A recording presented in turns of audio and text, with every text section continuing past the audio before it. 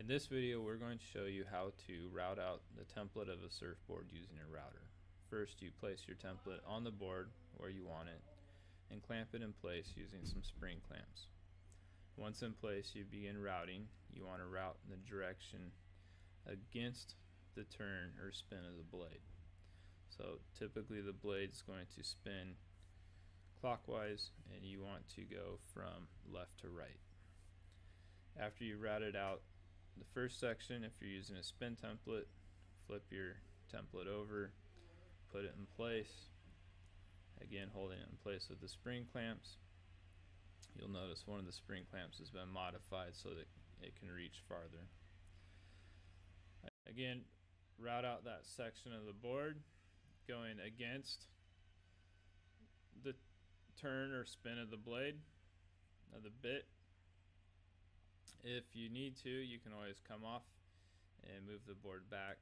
Oftentimes we'll use a 5-pound weight to help hold the board if there's nobody else there to help. As you come around the nose to the stringer or from the tail to the stringer, you don't want to cut through the stringer, but actually just continue off, and then later you'll trim the stringer off with the handsaw. You flip your template over, get everything lined up in place, reclamp it, and then you'll cut again. In this case, we're using a spin template, and a spin template simply has 1/4 of the board on each side of it, and you spin it and flip it so that you can template the whole board. They work nice for longer boards to have a compact size template.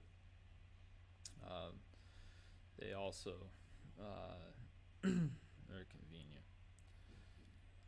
So you'll notice here that this is a 2.5 inch Freud 2 flute 1/2 inch router bit, 1/2 inch diameter router bit. And again, so nice and neat. The benefits to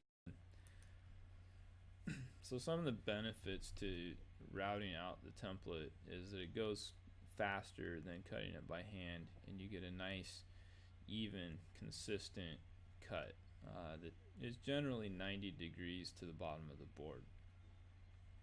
The key here is we're using a D-handle router, and I'm supporting the router on the template and guiding it carefully along the edge of the template as we move down the board.